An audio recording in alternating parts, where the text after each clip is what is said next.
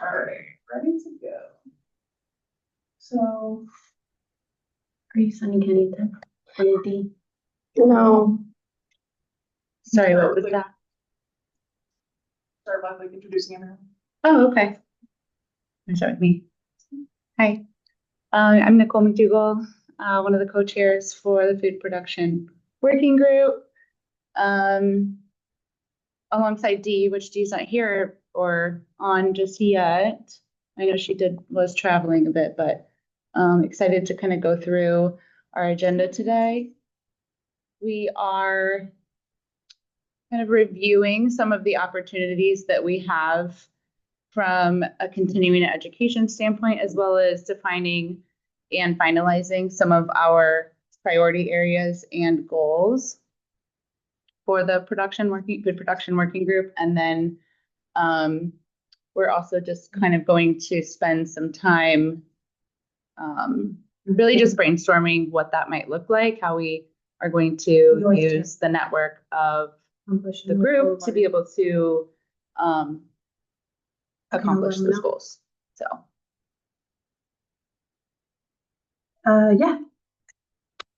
My name is Liz Tara. I am a voting member for the food production working group. Excited to continue the discussion. I'm Valerie Alvarez. I'm founder of Harmony Harvest Urban Farm and Gardens. We're a new startup, and it's my first time. Thank you. Welcome. Harmony. Harmony Harvest Urban Farms and Gardens. Okay, what's your name? Valerie. Valerie. Where is that at? It's on the property of St. John's Presbyterian Church, Awesome. right off of Martin Luther and McDill. Oh, cool. Love that. I am Georgia Snyder. I am the director at Sustainable Living Project, and I'm on the working group here as a member at large. I'm Samantha Bennett. I work for Homegrown Hillsborough, and I help facilitate these meetings. And clearly, I'm doing the Zoom action, so you can't see me on the camera. Apologies. As we flipped in. I'm Ontario Carter, co-founder of Carter's Fresh Harvest. I'm here to network. Thanks for joining us. Do you want to tell us a little bit about what? I have a mini farm. We have chickens, eggs, and I have an indoor garden that I'm starting with a refrigerated trailer, Awesome. grow lights, and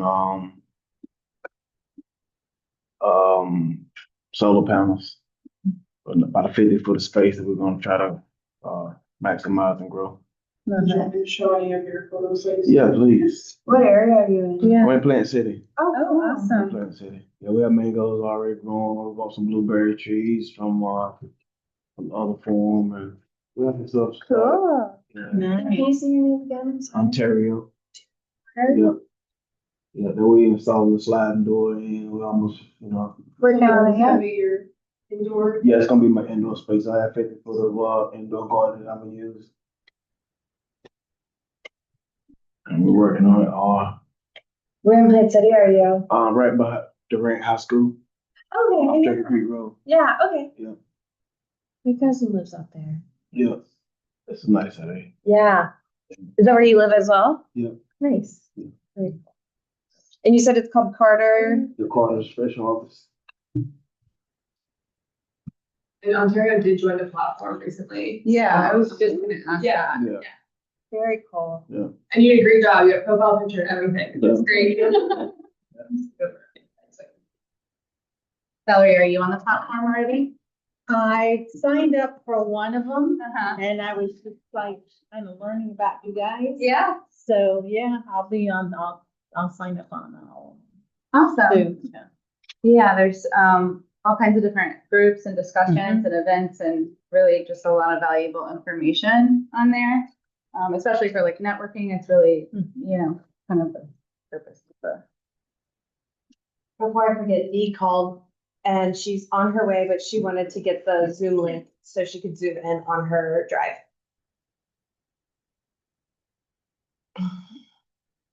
Does anyone online want to introduce themselves?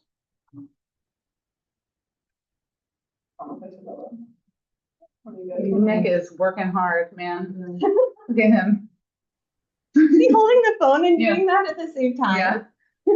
Yeah, I'm doing that today. I love it.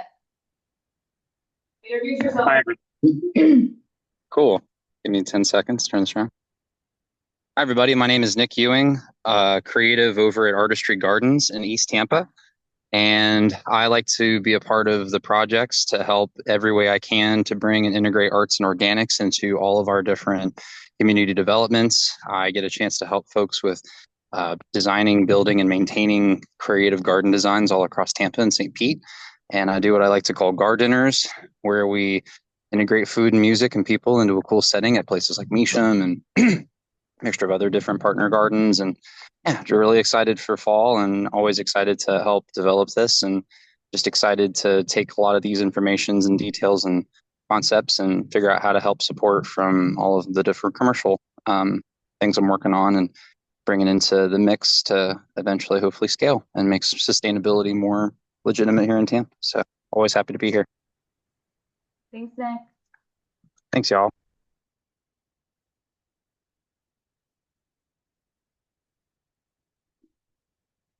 Camilla, would you like to go off of mute, or are you able to, for a quick introduction?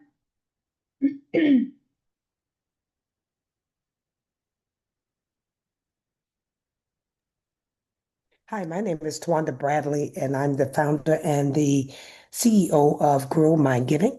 And we primarily we give food to the needy, trying to address the food desert.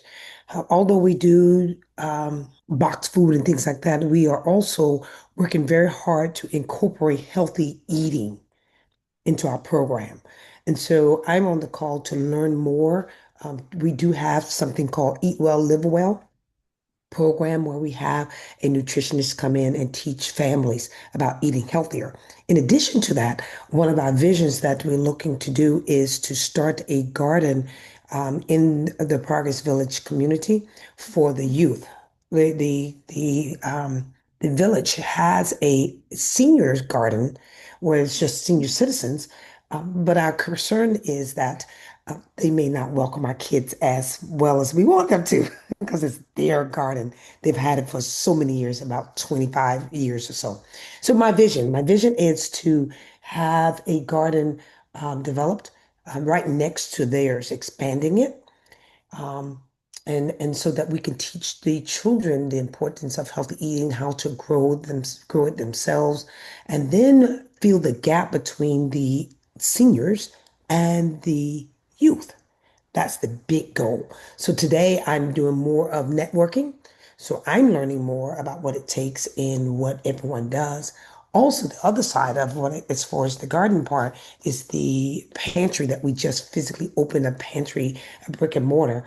And so I also want to network to see if there are farmers or any food outlets that I can tap into to support the pantry as well. Mouthful, but that's who we are. Grow our giving. Thank you so much, Swana.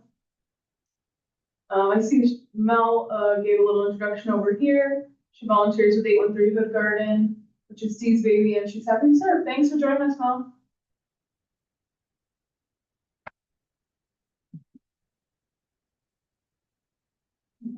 Maria. Oh yeah, Maria, do you want to get yourself off mute and introduce yourself quickly? Oh, sure. Thank you so much. I'm sorry, I'm sort of sitting here in my house here, not really professionally dressed, but my name's Maria Scambati. I'm a member of this community garden, do seed swaps with the 813 Hood Gardens and in collaboration with other community gardens. So I've been growing some of my own food since I was 12 years old, and frankly, I'm a little bit obsessed with growing food. So it's good to be here and be joining remotely. Thanks, Maria. Looks like we have Matt join as well. Matt, do you want to introduce yourself as well? Oh, sorry about that. So yeah, I'm a intern over at Sweetwater Organic Farm. So I'm just here to learn and listen and yeah, nice to meet you guys. Thanks for joining.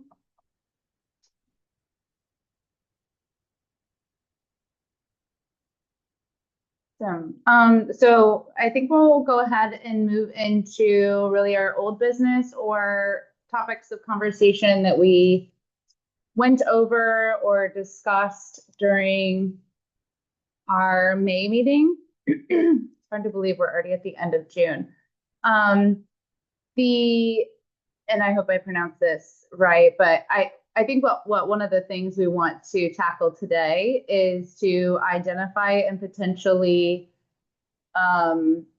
solidify our continuing education goals, or really just figure out which ones we're going to go ahead and move forward with as a group. Just for reference, as a working group, we have the opportunity to leverage some of those dollars within Homegrown Hillsborough to take some of this training and really just advance our skills and our knowledge. And it really can be within, regenerative farming, urban planning, urban farming, food system leadership, conferences, and things like that. It's really kind of open at this point. And so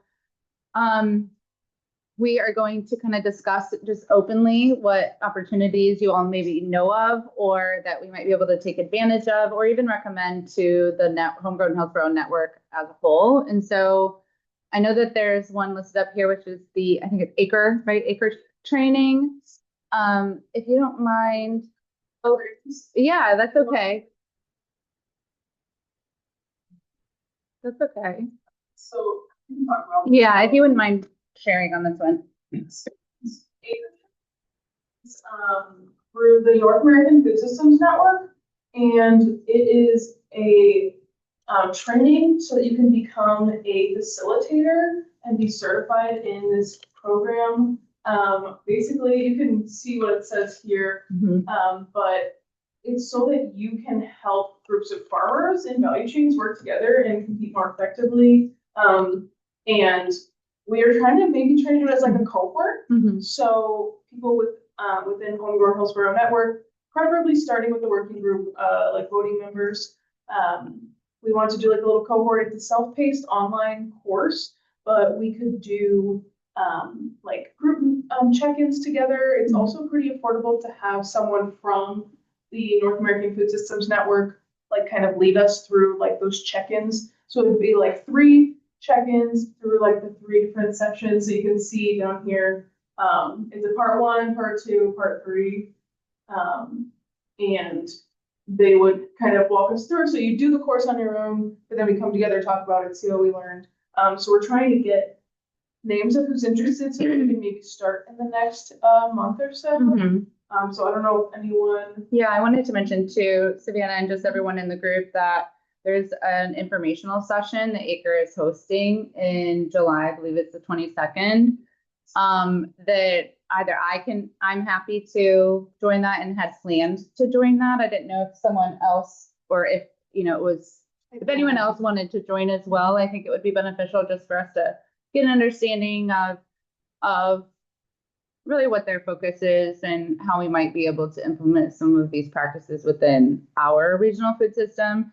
And then the other thing I wanted to ask, and I wasn't sure if Savannah or Monica, either of you know of this, but it does. It says the certified trainer. I was curious if there was going to be, at the end of the completion of the course, if we were all going to be certified in any certain, topic, or if we're going to get a certification out of it. Yeah, so that's kind of like what it is you become a certified trainer. Okay, got it.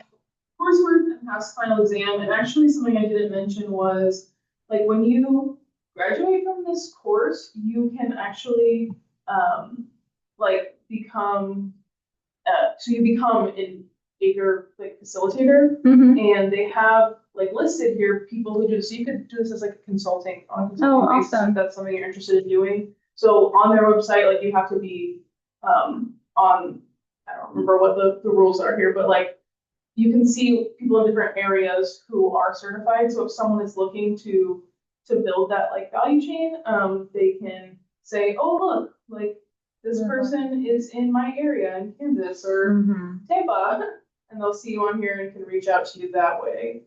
Awesome. So that is another benefit of this, is you can get put on the registry to be part of this community of practice.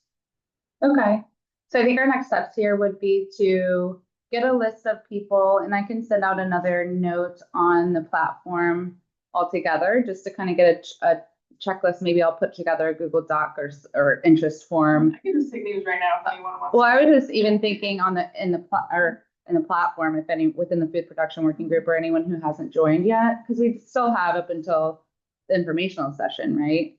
I mean, we can kind of do it. Okay. Okay. I'd rather sooner, July 22nd, and I walk down. That does seem kind of far. Yeah. So, Savannah's already started conversations Oh, got with facilitators, and so Okay. I think that they're kind of ready, at least to maybe even get dates, like, Oh, okay. yeah. I like numbers. Or numbers specifically. So the deal is Savannah and I actually, because we've participated in events with this group before, our cost would be covered. Okay. But if we get 6 or more people, then we get a discount for Nice, basically okay. that bulk of it. So our soft goal is to get 6 members from Homegrown Hillsborough. Yeah. Kind of like Savannah said, ideally, because you guys are the working group leaders, kind of starting with you as preference, but then if we don't get 6, or we're not limiting at 6. Yeah. 6 is our goal. If we get more than that, I think we're happy to entertain that, as long as everyone kind of takes it seriously. Yeah. Because there is a cost associated with it. Mhm. And so, yeah, so if people are interested in it and they want to make this a commitment to it, which is on your own, doing those lessons and then these get-togethers, which we will schedule, then we'll go ahead and talk to Kim, who leads this at like the national level. Okay. The cost, is that with the participation on like the check-ins, or because it's a free training, correct? Or is that, no, it's not a free training. Oh, okay. Yep, it costs money. So Homegrown Hillsborough would cover that cost. Yeah. Because it's an investment in our leadership. But we wanted to be able to take it seriously. Yeah. Okay, so maybe just by show of hands, everyone in the room, or maybe even online, if you could show up your virtual. Okay. And just to clarify, the training is, It's okay to stop. it's supposed to help leadership development for community supply chain. Okay. So that's kind of the essence of it, is ultimately like, how do you get dollars passing through partnership organizations? You want to make sure you have the same values, trust, strategies, vision. So it's a process to kind of talk through that. So ultimately, like, the next step is like, okay, we know we're all aligned. Let's go out and start building value supply chains. Cool. Working together. Yeah. Yep. I I'm am. interested. Oh, I didn't know if it was on record. Yeah. Ontario, okay. O-N. Thank you. Sorry, I was like, okay, what were your last name? I was like, we'll start with that. We got place names. Yeah. Should have been. Val. Val. Alvarez.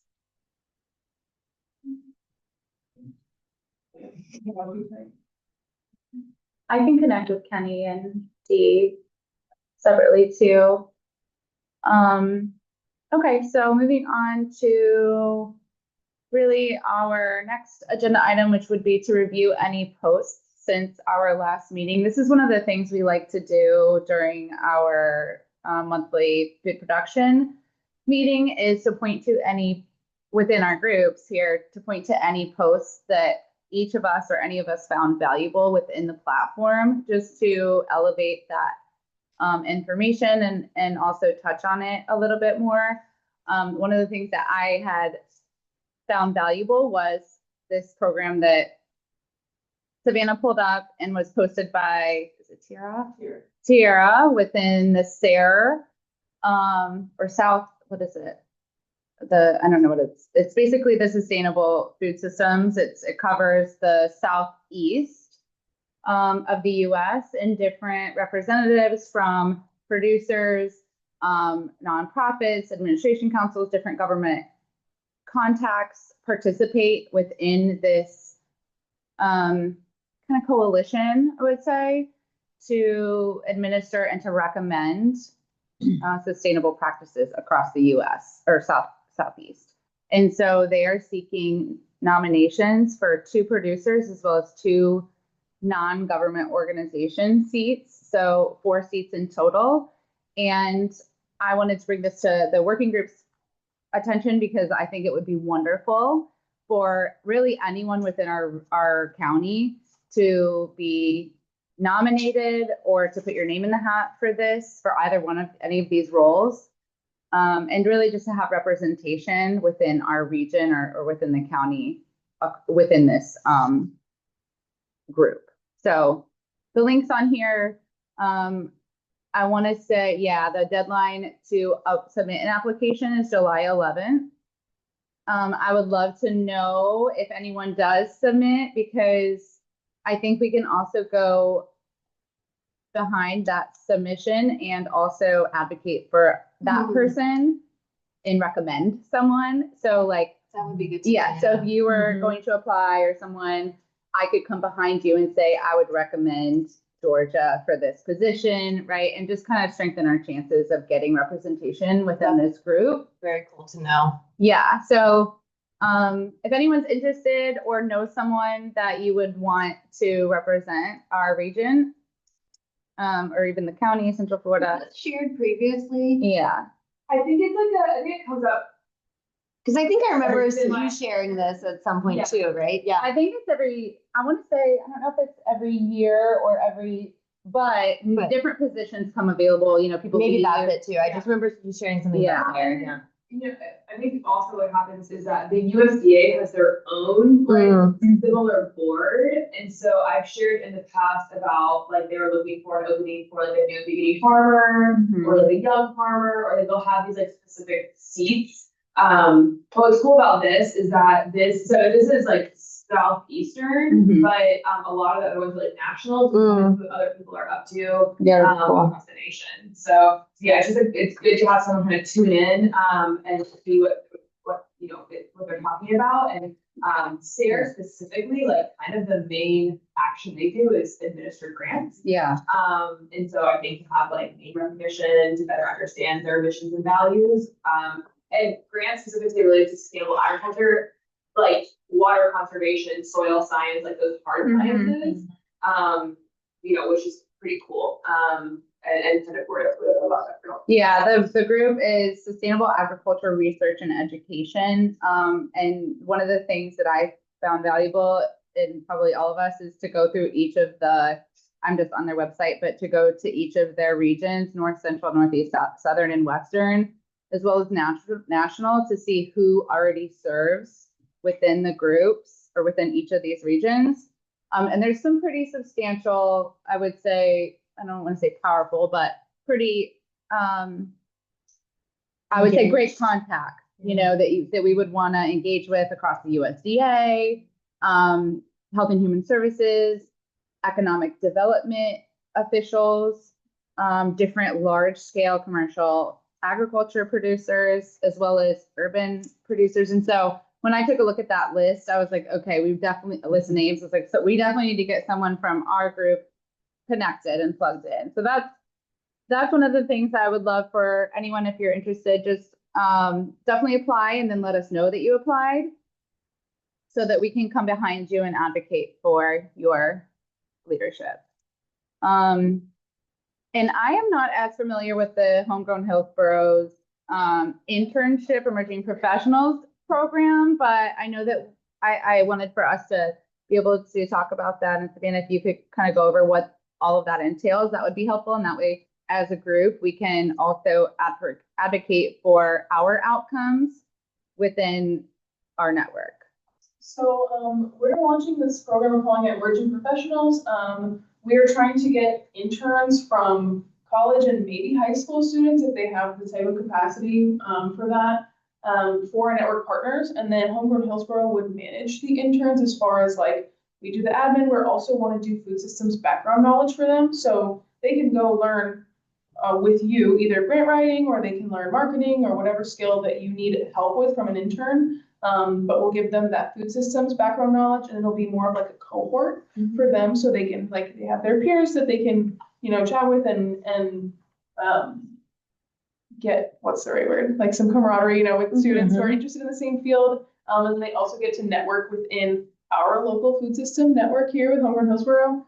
And so what we're really looking for are partners. So anyone who's part of the Homegrown Hillsborough network who would like an intern, if you have funding available, that's great. If not, we're trying some avenues through USF to get funding to pay them.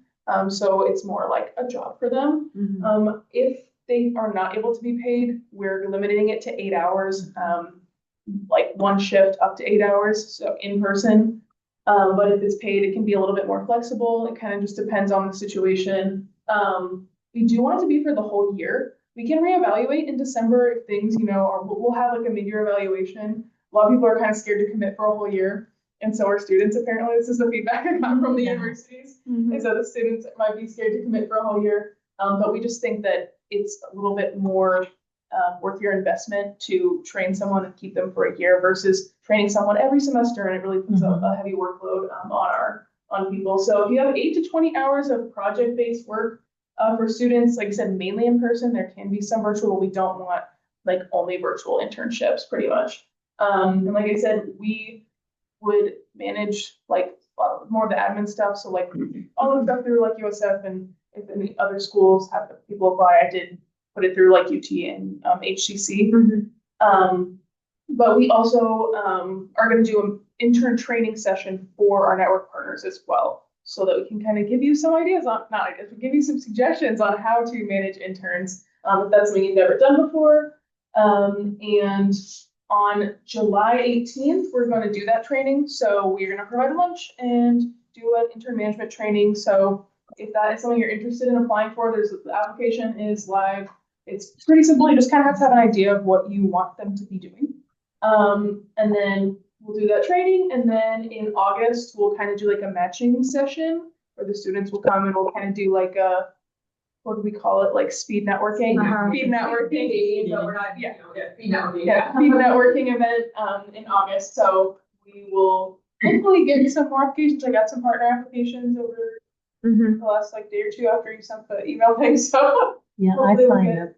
Oh yeah, okay. So your name sounded familiar. I was like, I think you signed up for the awesome. As far as the network partners, could you elaborate on what type of partners you're looking for? Anyone who's in the Homegrown Hillsborough network who wants an intern. So if you're in the network and you're doing food system work, that's what you would do. You can't be like, I'm for the network, but I need like a nursing assistant. Oh yeah, no. Like, I just meant specifically like if we're looking to pair like a producer with an intern for like more hands-on.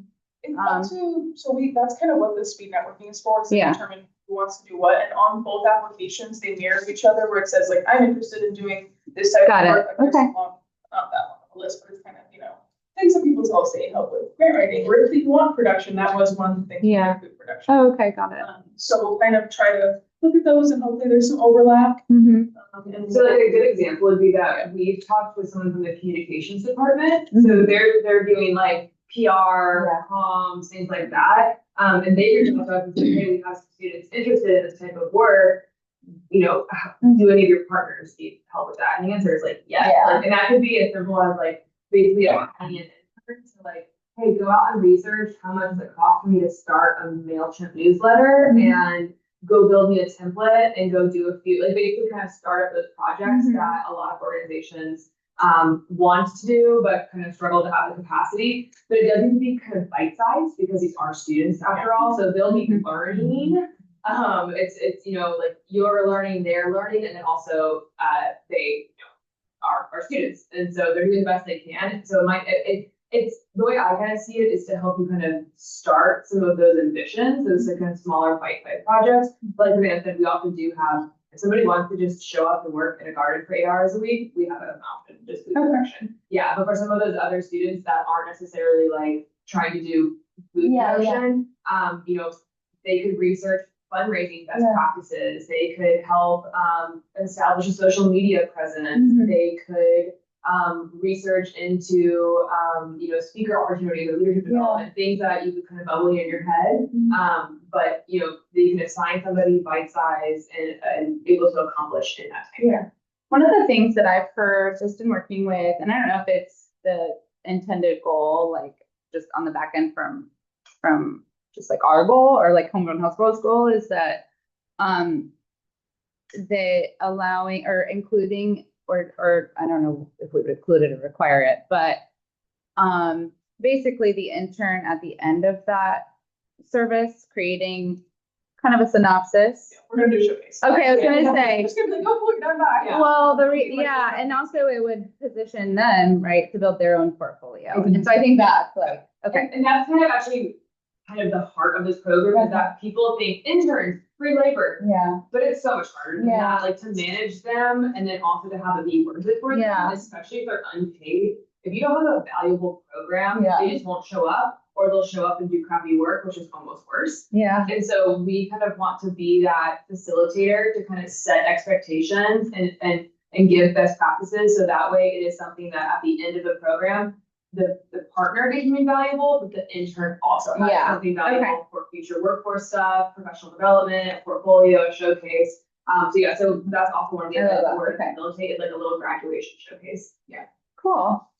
And so I think those were the only two things on our agenda in terms of that we had kind of identified, but I'd love to hear from the group or anyone on our call if there were other posts that you found valuable within the platform, and we can kind of point to those and bring those up too. I have pulled one. Let me see. You know what it is. Yeah, I loved it because I was getting the link for Kenny. But it was something that I think Nicole, you posted. Oh. So I'm looking for it. Sorry, guys. Was it the community development block grant or the no kid hungry? That one. No Kid Yeah, Hungry? the poll. Yeah, the poll results. That's what it was. I thought that was, I haven't gotten a chance to like look at it. In fact, I didn't see it until I kind of opened up So the today. thing I want to share about this is that has been ran for the last 3 years. This is the 3rd year that they've done this poll. And when I say they, it's No Kid Hungry, which is actually a national organization, and they have state kind of coalitions, right? So this is No Kid Hungry Florida. They've worked with Change Research to develop the poll and to collect data. This particular poll was done in May of this year, so very recent, really relevant. And they interviewed or polled 1,014 individuals. And one of the things I want to point to, and that I harp on a lot, and this is my soapbox, but with regard to statistics, percentages and all of these different things, I think it's important to elevate the voices and I love that they captured the voices of the participants, at least some of them, 4 down at the bottom. And I would love for anyone who would go into this poll to read those, because it's so important to understand the lived experience of a lot of these percentages, right, and statistics, because these are the things that really drive a lot of the work from an impact standpoint. But regarding the poll itself, it was around financial debt as a result of the rising cost of food. And you can see that it is especially essentially just disadvantaged, right, from people of color, especially women and families. And all of the 4 quotes at the bottom are parents across different counties in Florida. And it really comes down to, when we talk about hunger, when a lot of people talk about, when we see the words food insecurity or food security or hunger or whatever, we think about calorie deficits, right? Or we don't necessarily attribute it to nutrition, or we think about, people who can access, but it's so much more and layered. And you look at some of these quotes and realize that these are decisions being made on a day-to-day basis. It's the burden of that decision between going into debt or paying for dinner, providing snacks all day for children versus one big meal in the evening, right? Or, ask how we can relate this to this working group. Sorry. It's okay. I know I'm on a tangent. You're right. I don't have an immediate answer for that, but I do think that it's important for us just to be aware. I do have an answer to that if I can jump in for a second. Go ahead, Kenny, you go. So I was talking with the Food Access Group and with Nicole Dubey and trying to work out how do we, and this goes back to something Monica said a long time, is fresh, local, healthy food only for rich people? And how do we value the work of the producers while still making sure that our disadvantaged populations have access to this food?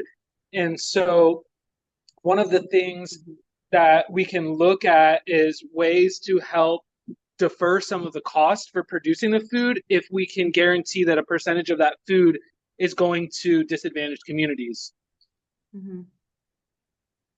Kenny, are you referencing that's a great connection point because it's so relevant with how it's typically a one-way like charity model, right? In terms of like donations and to food banks and to other entities that are directly connecting with vulnerable populations. And so are you referencing in terms of offsetting costs, do you mean like through grants, or do you mean through like a sliding scale model maybe for CSAs? I'm trying to just get down to the root of what your thoughts are for kind of offsetting the costs or recommendations.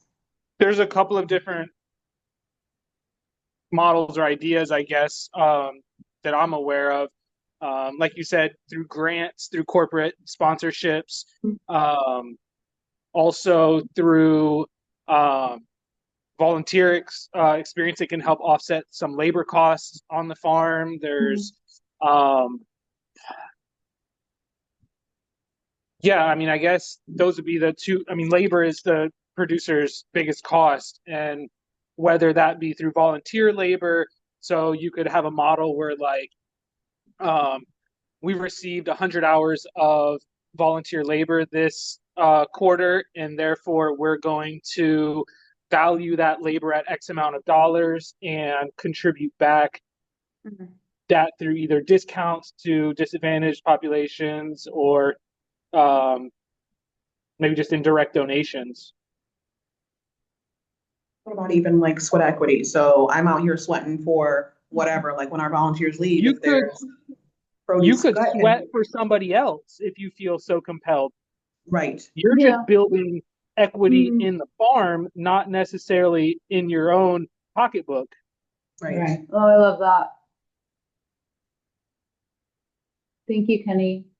I also do want to, and I think that we probably should move to our agenda, but I do want to also just plug, fresh access bucks is kind of one of the secret ingredients that helps with this. So it's a little bit of a pain to set up, but once you do, it doubles the purchasing power of the person using it. And then it also helps local farmers get dollars, basically. So so how it works is that if you receive SNAP, you are already eligible for it. And you say, I want to spend $10 on fruits and vegetables, and then you get $20 worth of value. And so the federal government basically pays the difference. And so that helps localize those transactions. And it also doesn't burden the consumer as much. So Fresh Access Bucks is like a working program. Like I said, a little bit of a pain in the butt to set up, but nothing that we can't overcome. Yeah. So like Monica said, we do need to kind of wrap this part up and move on to our goals. So what I put on here, I put your priority areas that you guys had kind of discussed. And then last meeting, we talked about some challenges. There's like a pile of agendas here if you guys want to look at, because I'm gonna have to be scrolling up and down all the time. So you can see them. But what we need to do today, and we have to finish this today, is set our specific goals that you would like to reach as a working group. So this working group wraps up in October of next year.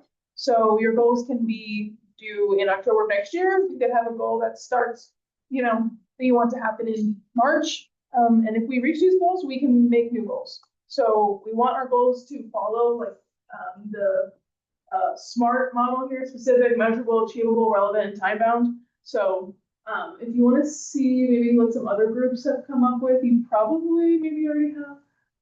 Let me see. Let me see if it'll come up without me. Okay. So you can see. Where's it?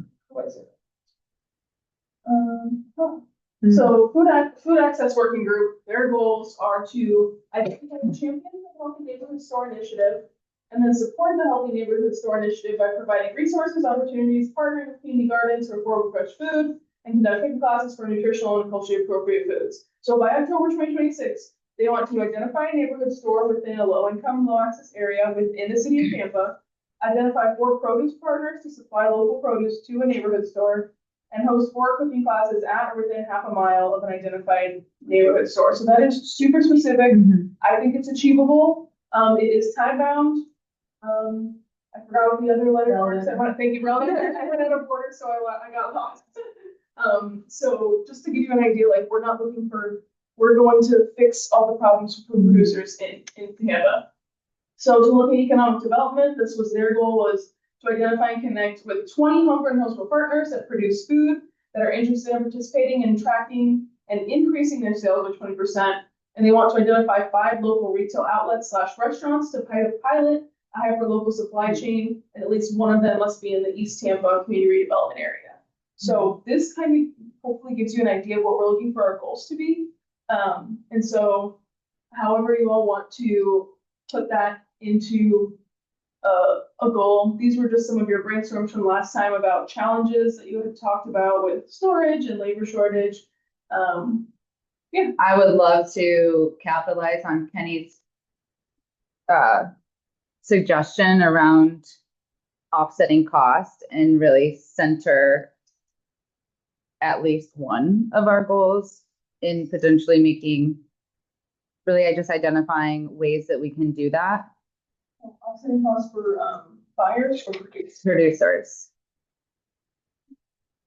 I'm just writing down what you got. Thanks. So offsetting costs for producers to be able to continue to supply to low income or vulnerable populations. I'm just writing these down, so I mean this is a goal. So we can switch this up, and we're happy to hear from anyone who's in the call or in the room. If you're on the meeting, you are part of the working group today. Did we decide how many goals we want to actually start with? Did we say we want to do 2, 3? What's our number? I don't think we decided. Okay, can we decide so that way we can, do we want to do 2? Do we want to do 3 goals so that we can? It might be easier to like brainstorm them first and then see if they Make it attainable. Yeah, how many are attainable and then kind of go from there. I don't know. Has anyone seen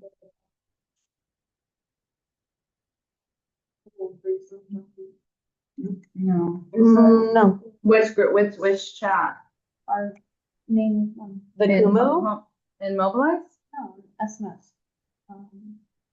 I lost contacts. I have no messages when I came back in the country, so I'm sorry. Oh, no problem. Yeah, it says. Is it the Kumu? Do you want to pull it up? Oh, the map? No. It's the so it's in the drive. That's another topic. Okay. But it's in the drive, and I was just telling. Oh, goals brainstorm right here. It's in our Google Drive. Okay, got it. Is it also in our group text? Yep. I didn't see it in the Resend it. text either. I didn't see it in the group text. I either. know Nicole hearted one of my messages. Oh, maybe I did. Yeah, you hearted that message. Okay, I'm sorry. I probably didn't actually. I was like, I never saw it. Listen, no, I guarantee I didn't look at the document, but I probably thought, great, I'm gonna put on. Wow, this is great. You want to talk about it? Yeah, this is just literally just Oh, a yeah. lot of it were the topics that we talked about. So this was in the last agenda, like everything that we all like came up with. So total rough draft, like you guys, like I don't, you guys know more about a lot of this than me. So if you guys, pick at it and see like what could stay or what could probably be changed. Thank you. Yeah, I looked at this morning. I don't think we ever got it in the group chat. I don't have, it's not even, I'm not seeing it. But I did find it this morning just looking around on the drive. And I think that these were pretty consistent with what we had talked about. You want me to just take, so like this looks like pretty solid, like establish 2 to 3 shared cold storage units or climate controlled sheds in strategic community locations at the end of 2026, and we can adjust that to like the end of October. I think this is part of a conversation with the Economic Development Group in their last meeting. The groups do have overlap, we know that. Well, the reason I bring that up is because that's outlining exactly what their conversation was. So it would be a good partnership to match your goals to kind of what they're mirroring. I reckon a lot of these would. Especially since those cold storage units, according to their conversation, cost about $100,000. Well, I will say here, can we Google the cool Or buy? 10,000, one of those. So Yeah. remember we did it, we said we would each come with one Yeah. goal. So I kind of did like a general goal of creating access to shared resources and infrastructure amongst the growers. So whether it's 3 gardens have a tiller, like can we kind of know what tools that people can actually like borrow and share? Yeah, and I think that would be something that we can actually achieve relatively efficiently once we get the Basically shared Yeah. infrastructure. shared tool. Correct. So you need to like log in, check it out. Correct. So that you can track this down. It's such a great business idea, or like leverage idea, right? So if cold wants to fall under that, it could be one of the goals underneath creating shared community tools or Love it. infrastructure. Yeah, that goes with both, like, I guess, so the cold is its own thing, but otherwise it goes under like number 5 of internal collaboration. Oh, totally. It kind Yeah. of addresses that too. So I guess the question now is how do we want to word that goal? How do we want to set the timeline for that goal so we can make it smart and go from there? Establish a cooperative community infrastructure. I think infrastructure and resources. And We want to resource. definitely. Establish a cooperative infrastructure and resource. Food producers? Yeah. No, is this gonna be for all food producers or only nonprofit or just any food producer wants to use it? I mean, I think the goal was in, like locally.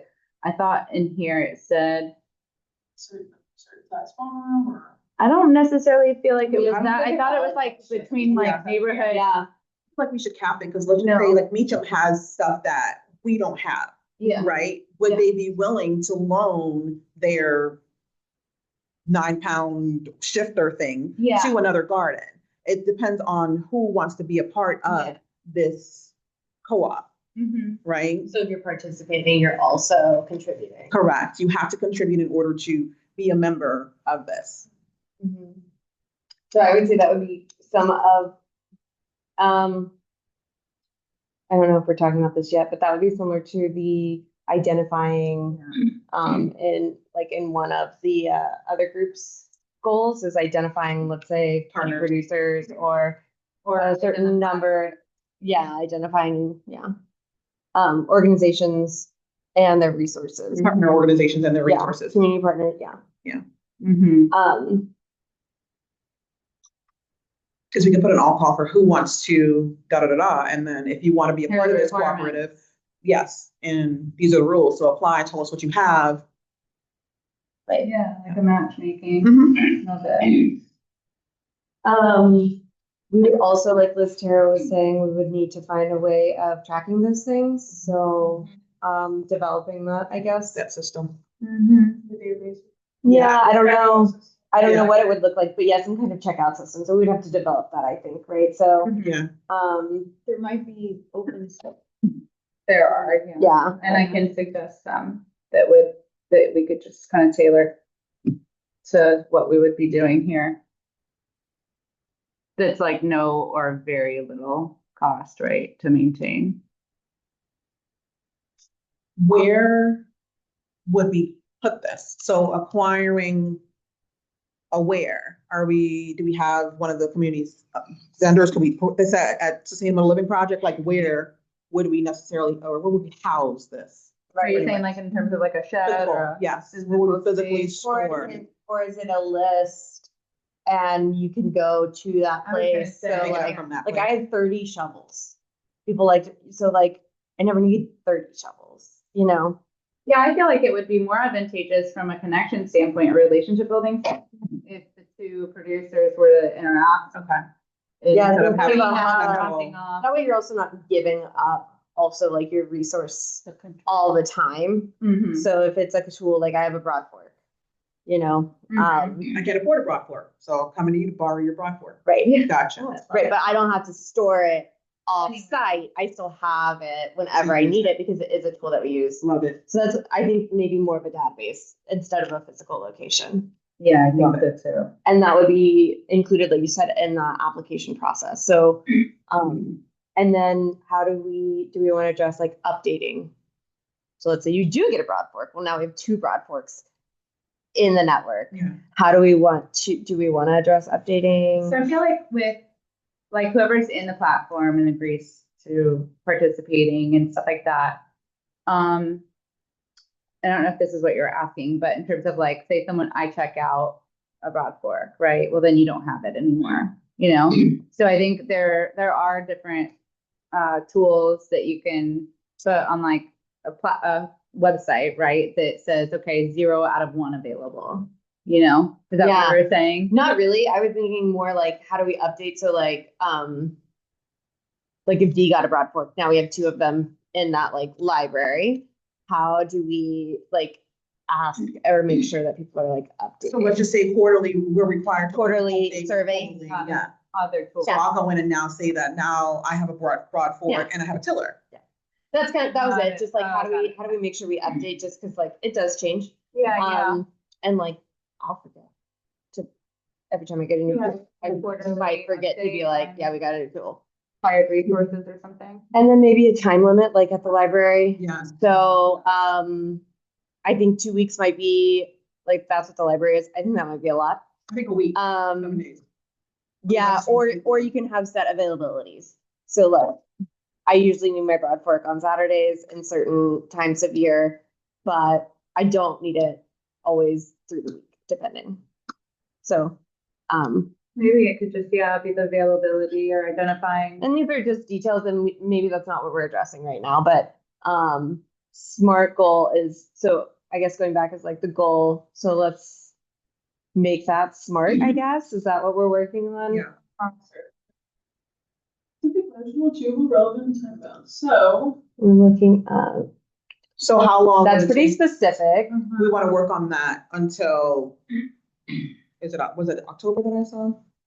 So this working group, the latest it can be is October 2026. Okay. So I feel like one of the ways that we can make this, I know like time bound, but a way we can make this like impactful, like I'm thinking back to like, I think it was the economic development working group said like they want to increase revenue or profitability or whatever by 20%, you know? So I'm thinking like in terms of numbers or like ways that we can communicate impact over this program, to me would feel like, depending on how long we're going to run it, say run an evaluation or even a survey throughout whoever's participating to say how much money did you save by, or potentially by not purchasing this resource, or even how much.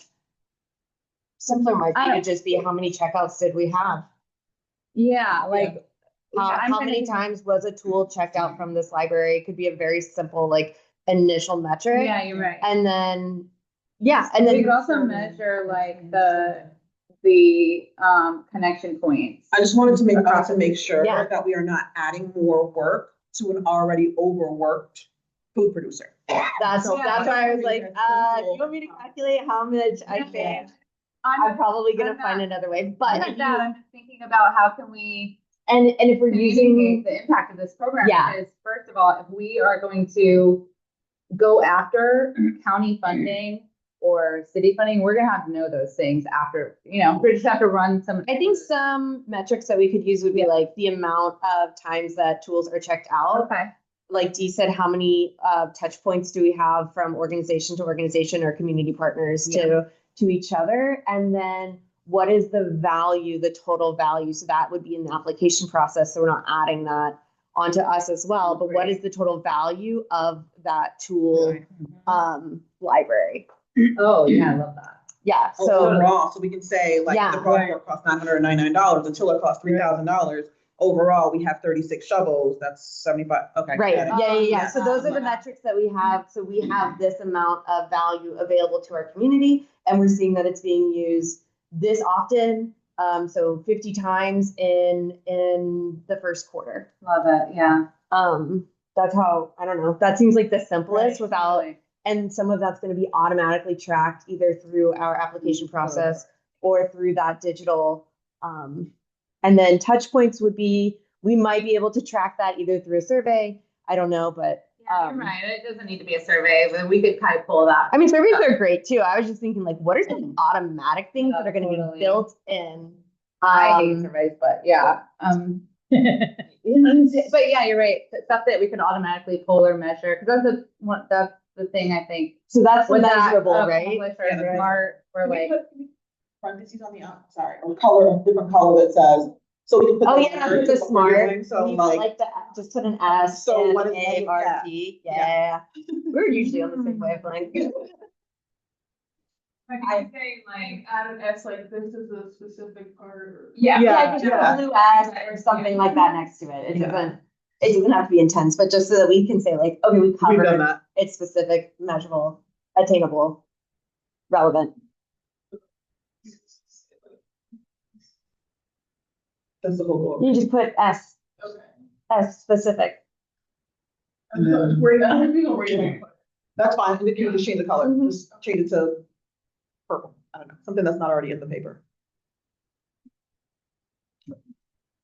I know. I wanted to. And then on B, point B, underneath that, you can put the M. That's our measurements, right? Yep. Well, where's the number in there? No, that's a great point. You guys develop a number of. But yeah, so I guess it's a baseline, right? Yeah. Right. I mean, we could even say. We'll put the numbers, we just don't have them yet. Agenda, or like, our goal is to have 100 resources. I think we should put a goal to have like 10 checkouts or like Yeah. Well, that's what I was saying, like the number of community partners, so mirroring what the other group did. Yeah. And say like our goal is to have, this many community partners with a value of $100,000, I don't know. 1,000. Let's start with $1,000. Let's see if we can get, Our goals and go beyond them. Yeah. Right. Yeah. Okay, So so let's maybe say, like 5 more. Yeah. let's say 5 community partners or 10 community partners and $1,000 value. Yeah. Sounds great. Then we all wait for Savannah to figure out what we're saying. I'm sure. They're worth $1,000. Yeah. So the resources are worth $1,000 a month. Yeah, so as they apply to be a part of that co-op, let's say, a tool co-op, So that the is part of overall that value. application. The overall value or the individual partner? Overall. 1,000. Overall. Yeah. Yeah, because the brush work is $200. Right. Shovels are like 10. It depends on the shovel. It does depend on shovel. You can tell which shovels I buy. Not that. And then attainable. So we do know that we have 10 or 5 partners on the platform.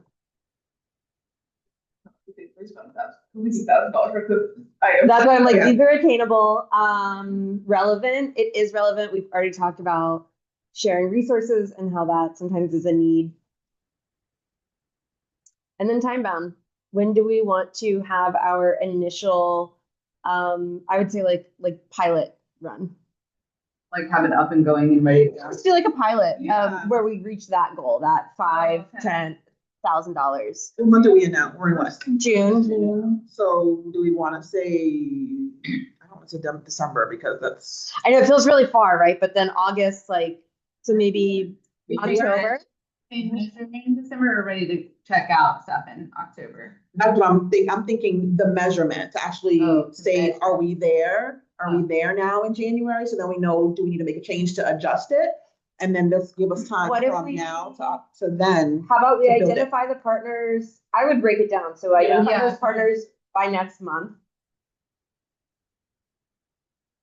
So August. I would Develop the say application. That first, we do that by August. That's what I'm- and yeah. then find the partners. So these, everything's gonna have, and then we have like, sort of like a 30, 60, 90, but like quarterly check-ins. So first would be identify the partners, develop the application process, identify the database software that we want to use. So I would say those first two would be the partners and the software, maybe by August. I would say let's identify the software first so that we know how many people can access it. Yeah. How many people we can have in it as like a, And the costs. Mhm. and any costs associated, and then we do that by August. By I think September, we can maybe identify partner organizations and So we do software by July? software by July. Right. I'm not techie, y'all want End all of software. probably end of July. Like You said No, I'm yeah. just asking. No, we Like can by July meeting. Let's stick with August. So that way it gives us time to play around with different ones. I know Vistara is very good at that Yeah. stuff. And it'll give us time to figure it out. Let's test it out. I Let's see think how it by works. August as well, and the other reason I say that is because I know different people are traveling and all different things and over the summer. And also I know that there's a lot of just different projects and grants being worked on throughout the summer too. So in terms of by August. identifying a resource, So August is for digital that. resource. Partners in September. We definitely have to identify our 5 partners, which we can still work on. I feel like that we could do before an then. application and the partner in the same month. Yeah, I think so too. This is a Google. Like, I just want us to set ourselves up to have wiggle room. I feel you. For that, cool. But I prefer for us to set it out a little bit and. Okay. Yeah, and then beat that goal if we want Correct. to. Quick question, determining the software, how do we want to distribute like those tasks? You remember that your next 2 working group meetings are already taken by other things. Like, we're not gonna have time during your working group meetings. Oh, to address these things. Well, and so in Okay. theory, people were gonna be opening these mini grants and they're gonna try to be applying to accomplish these goals. Exactly. So how? Oh, sorry, I think okay.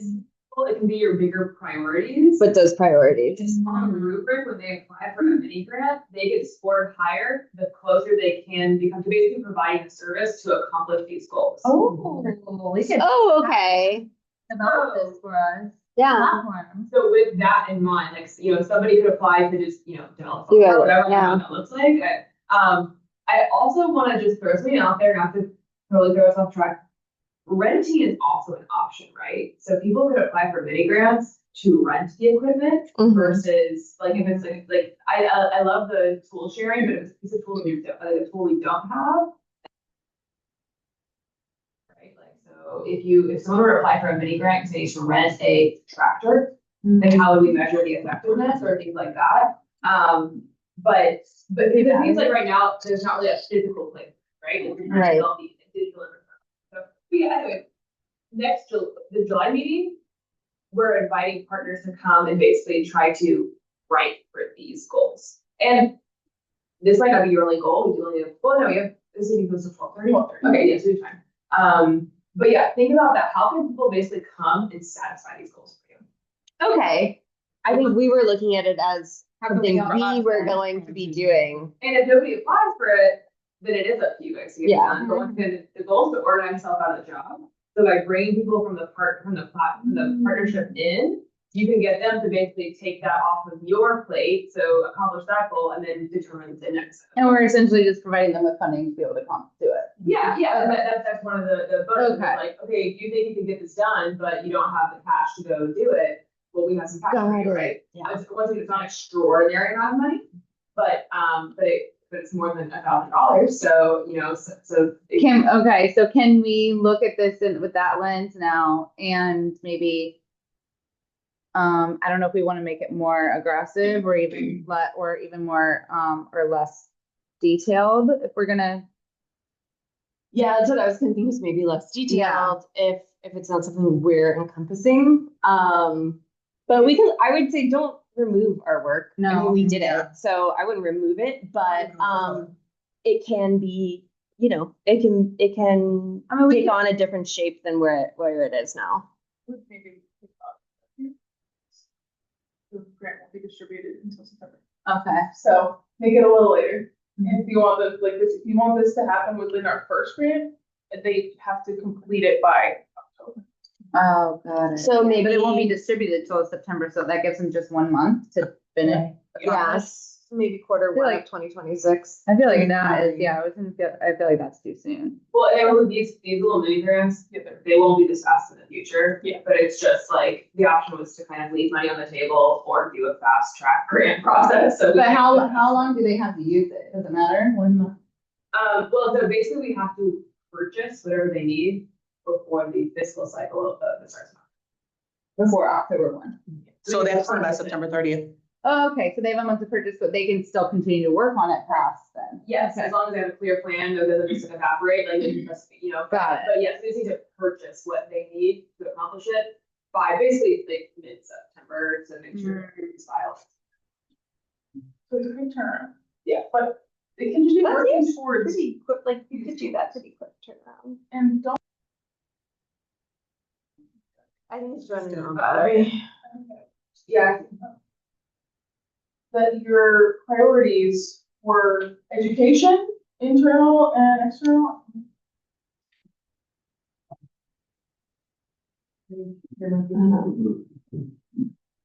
I think We should make that definitely a goal, having someone that's. With what? Should be one of our goals. Say it again, I'm sorry, I didn't hear you. Having someone that's creating the educational track Around. of training, Mhm. creating Like training that rule, around. that database, not rule, that program. Like, remember how when we had a couple years, was it last year before last, when we had, Are you saying to train around this platform thing? There's one on the for, remember our education goal is to make available resources for producers so that they're able to learn certain skills like marketing. Remember when we had like ideas for us come in Georgia a couple years ago and they did training programs. We did it, sorry. Ideas for us when they came to us, and Oh, yeah. so something like that. So someone else they're creating. Wait, So. what do you mean they did training They programs? did trainings at our sites. So they had you did pollinator, I think. When we wrote the curriculum. Right. So But our having goal someone, could be- that's our goal. But if we want to present it or make it available, if someone else wants to create a program. Yeah. Creating, so our goal would be to Right. have like 3 educational opportunities. And the grant would be to have somebody to put those educational, one or more people putting those together. Yes. Yeah, that would be cool. That'd be great. So like you could apply Georgia and say, I'm gonna do an on-farm demonstration for. Right. Yeah. And then, the money can help pay for up to 25% of your time, materials, food and water, like whatever is needed. Yeah. That's what. Is it, I you can apply open for it up the- too if you want to. Oh, you got it. Okay. Yeah, I think that would be super cool. I think that's a great idea. Especially for like, that fits into what, Liz Tara set up, in the, I'm looking right now. 2, consistent paid local food labor.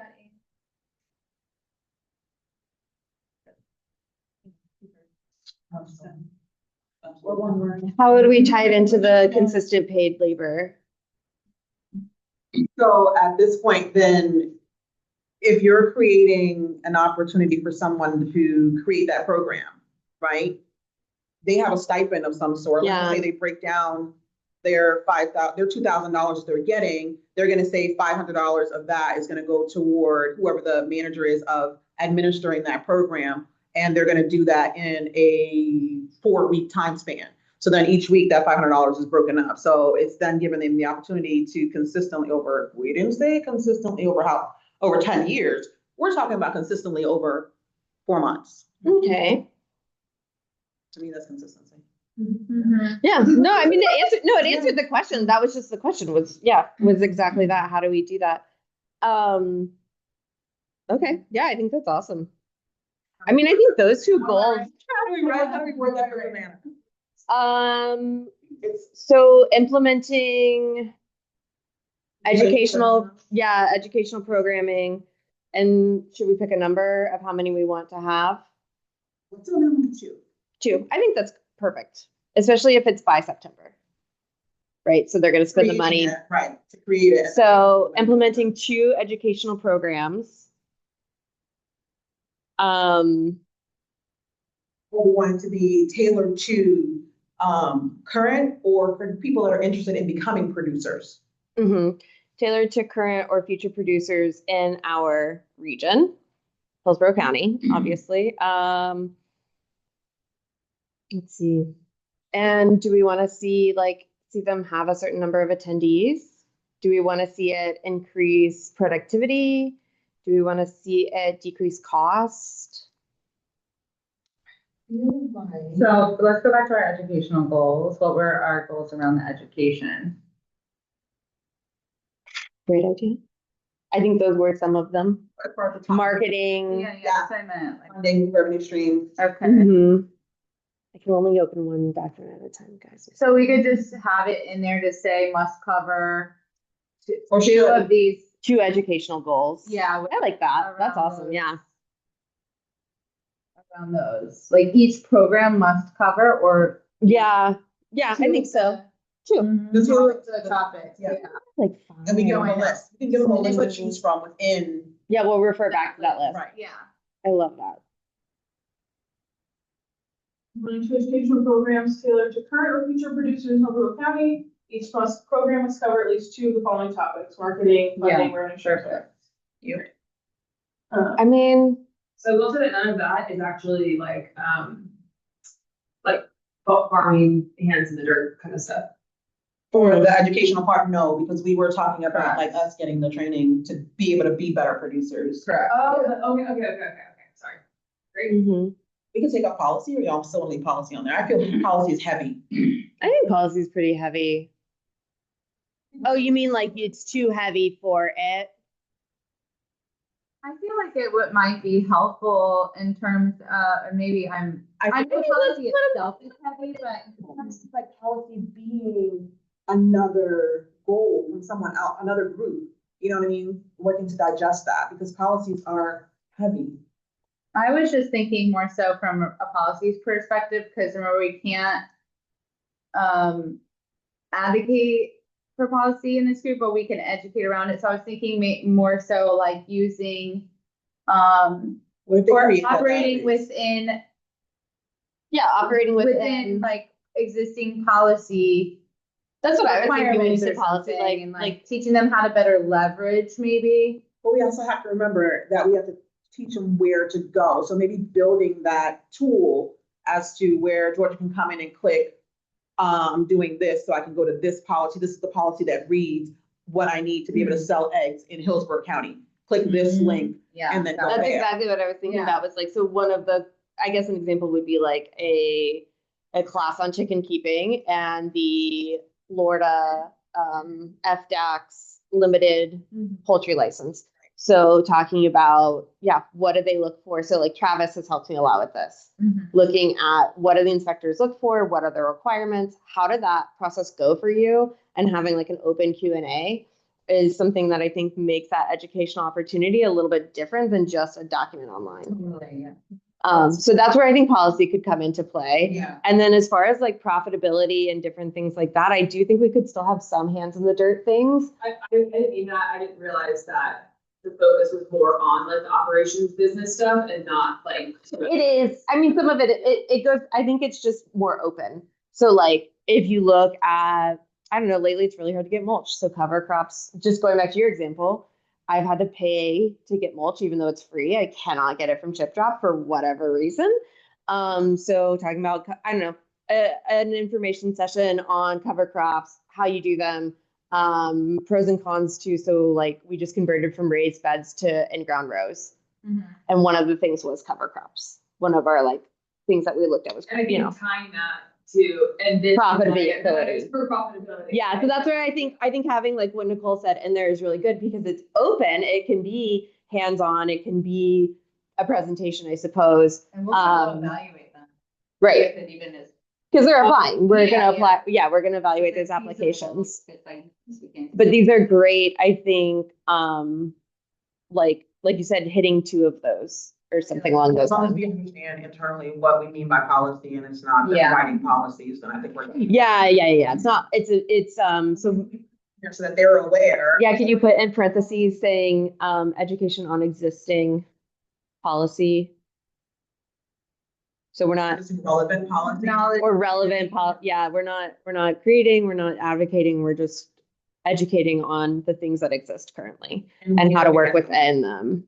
So like the community gardens, like the special use permit that they're technically supposed to have, like having like a workshop on that. Or Yeah. something like that. So Maybe Yeah. it's a useful education on how to. Yeah, that's perfect. Yeah. Oh, yeah, smart, way better.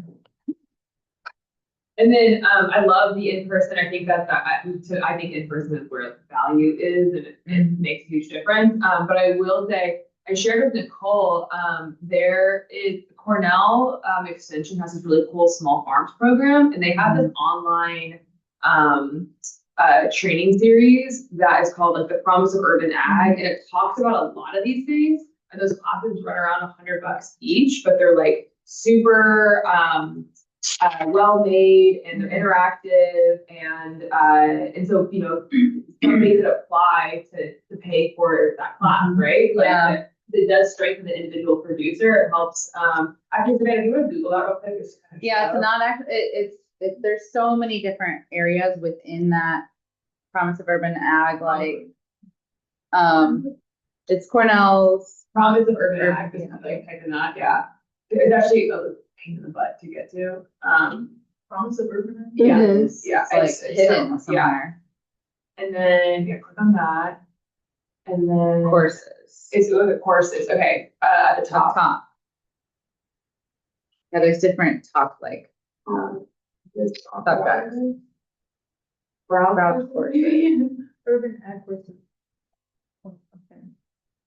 Yeah, the beginning part. Go up one, browse courses. I don't know if that's where we're at. No, our list here said go up all the way to the right, Urban Ag courses. Yeah. Mhm. Okay, good job.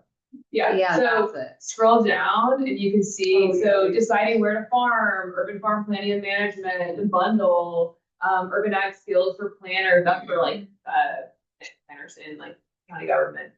Community farming for nonprofits, so these cost $100, 170. So, you know, somebody could apply for a mini grant to do this, or them and their team do it, or you could organize a cohort where several people are doing it and you're coming together and talking about it. Those are, you know, but kind of why I want to point this out is because a lot of information's already been done. Like this is a really nice program that is already browser friendly and science based and all of that.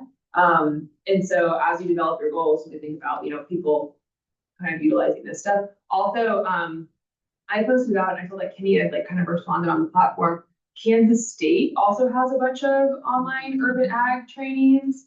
So yeah, so kind of looking for those things, identifying those existing courses, you know, and recruiting members of our network to take them or, you know, encourage them to take them.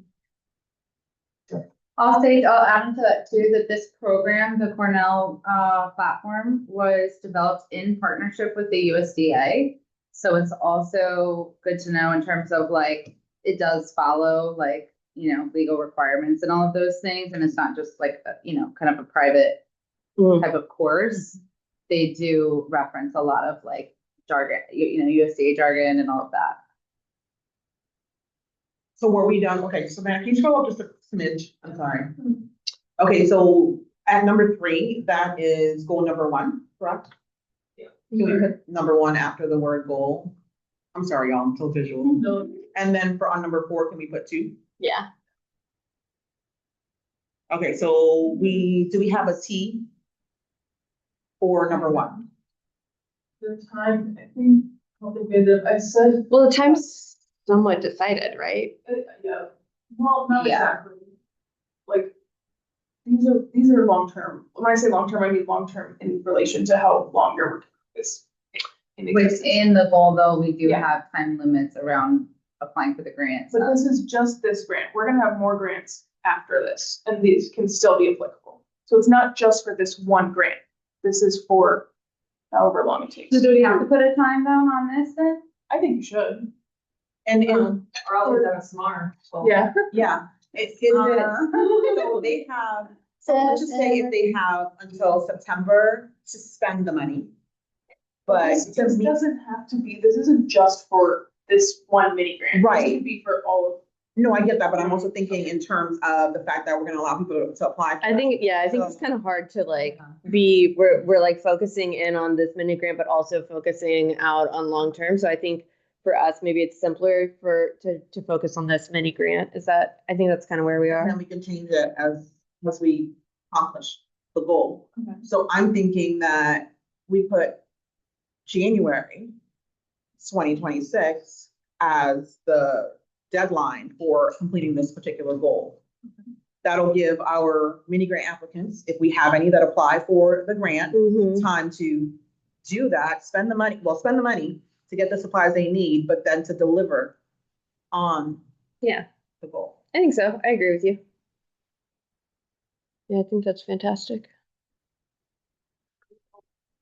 It's smart, we're good. All right, number 2. So number 2, can you remove the word implement? Because that to me feels like implement would be over the course of the next, I know, I keep getting confused on. I know, I think it's up on the the time, yeah. thing, but I like, okay, implement. So then 2, yeah, I was thinking 2 was for like the mini grant. Same, Yeah. but now that we're talking about like over the next 2 years or something, or a year and a half of which this working group is. One every 2 months would be kind of neat to see, so 10 to 12 of them. I feel like 2 is way too low if we're gonna. Yeah, that's why, 10 to 12. Especially since we're already partially into our 2 years. Uh-huh. Um, Don't forget that, like, it does take time to develop things. Like 10 to 12 to me feels like a lot. yeah, okay. This doesn't have to go through October 2026. You can say implement 5 educational programs, and if that's done in March, we can Yeah, reset it. It's okay.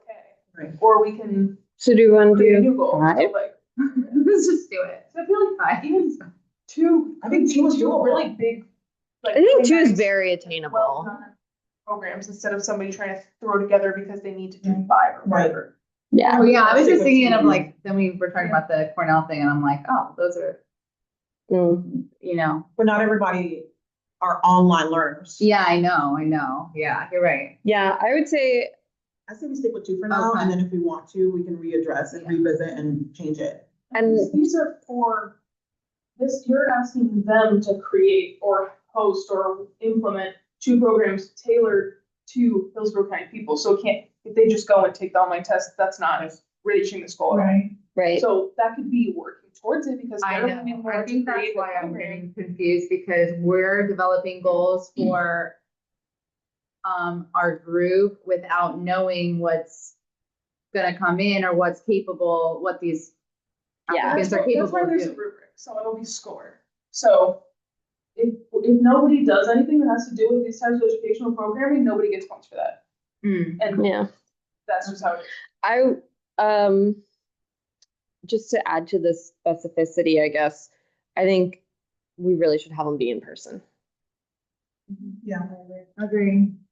There's a lot to, like Monica said, it being in person, and also we're regional, so it's not like anybody's traveling They can have the option to have it like online available, but it definitely needs to be Yeah. live. Yeah.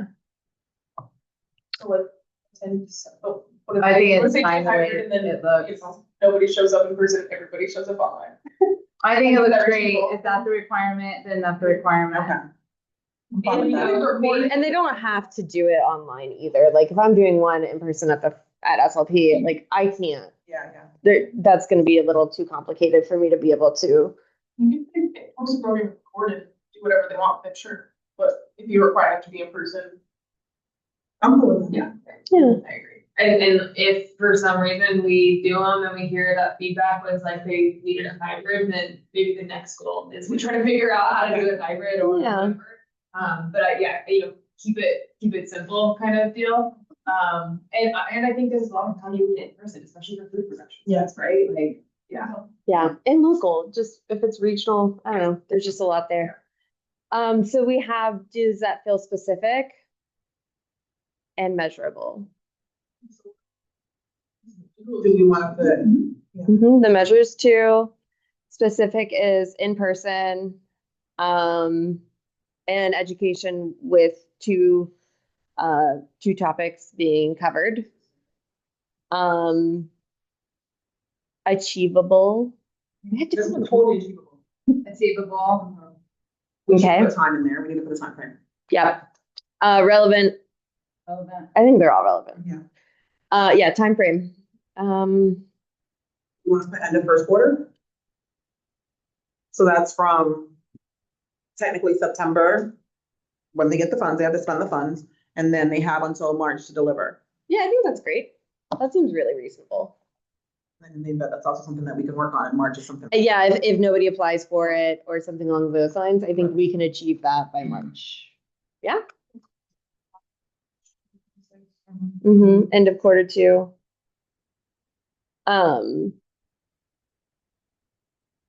What's the end date of our end month? 2020. October 2026. October October 1st. 2023. Yes, Yeah. September, yes.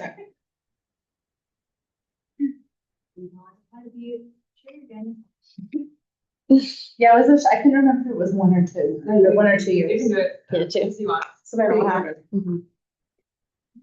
Savannah, we checked need- it off. Savannah, I just think people understand what to do. If I open this document, they're gonna say, what is that? So when I go to copy and paste it, I'll just delete it. Let them ask their We need- questions. we see all of it done. Well, can you re-put it on, make a copy of it, and then? Dee and I would like receipts that we did it and went in order. See.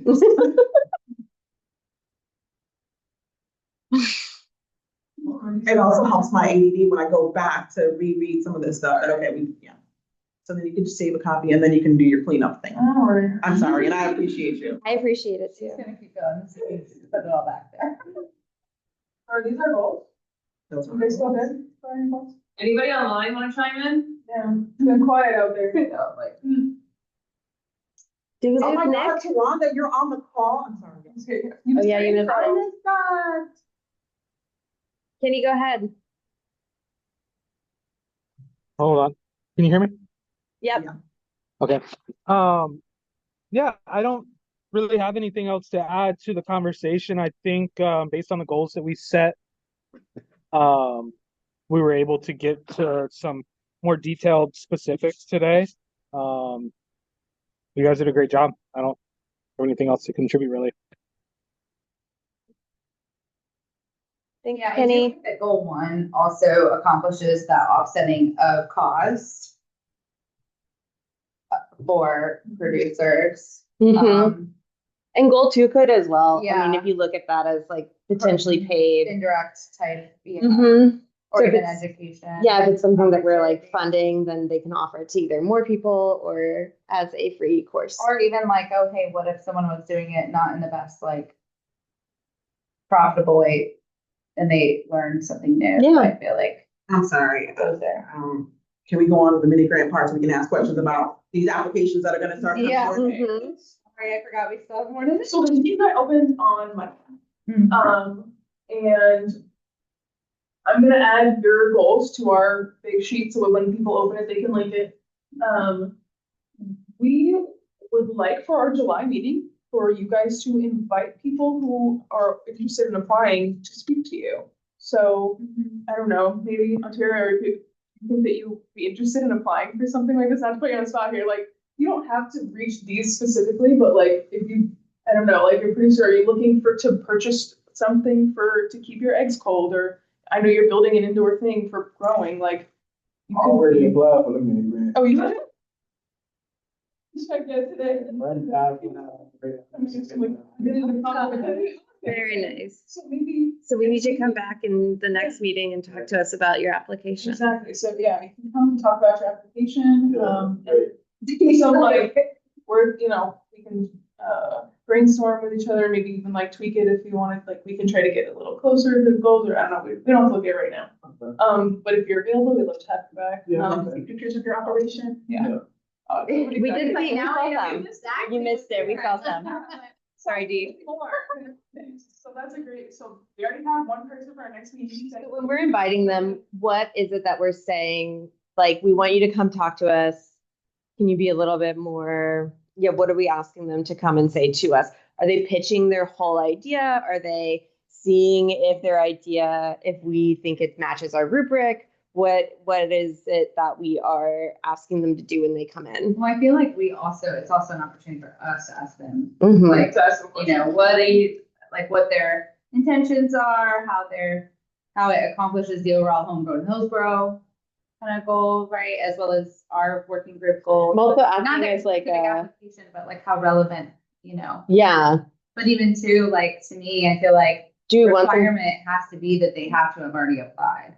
Okay, they have to have already applied. I feel I don't think I want to talk to people about their application. Oh, I don't have questions or how they can tailor.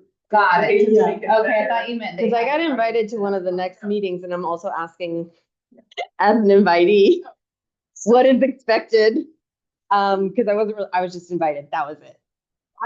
So I would like to know like what we want to see. See if it aligns, like what they're planning to do, what their program is that they're wanting to pitch fits in our realm. Or if we say, you know what, it doesn't really fit in our realm, but it fits more under food access. Their meeting is on da da da da da. Literally what you said, what all three of you said is exactly it. So it's basically like all of it. Like it's time to come and they came with an idea and you guys can workshop it together. Maybe they have a standalone project and you can think of a partner that they can bring in, different partners, help get them more points on that rubric. So, you have more of a bird's eye view of like what's going on, the vision, the goals, things like that. And so they can come in and kind of workshop it and then spruce it up before they submit. So that way it's even stronger. Or like I said, you can help them say, oh, so-and-so actually has an identical application. Why don't you guys combine? Do it together. That way, you can accomplish this goal in ways favorite, blah, blah, blah, blah.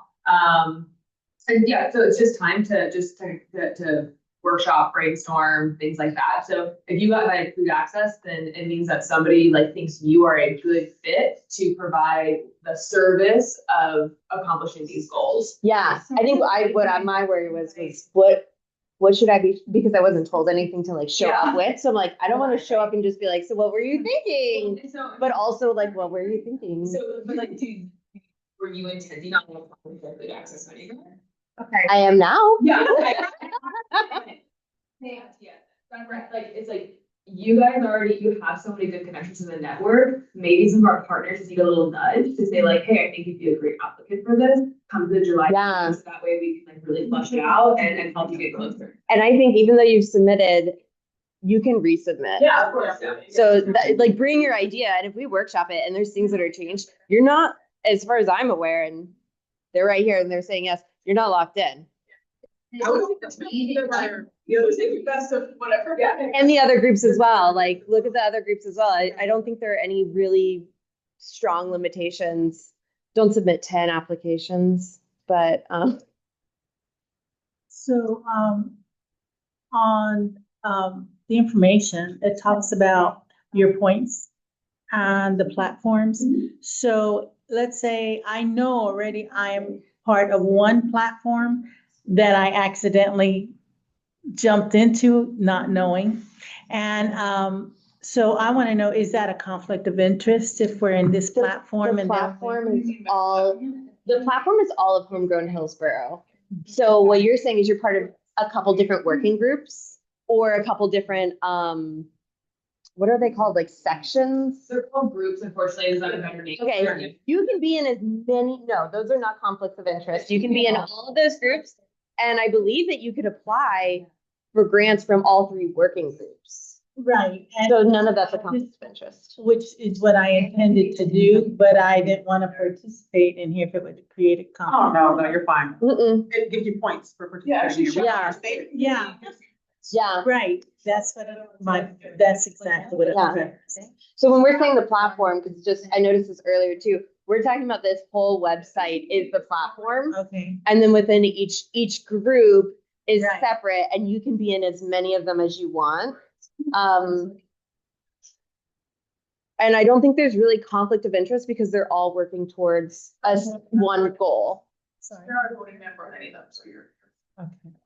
But so go to the main page and go to members, because she is in there. So we can just kind of show her. So these are, you can see there's 200, let's say 69, 269. Yeah, so these are all people that are part of Homegrown Hillsborough. Some of them are involved more or less. And then here, search for Valerie, she'll come up. Sorry, in the next invite number. Yeah. And then so right, that's you at the end.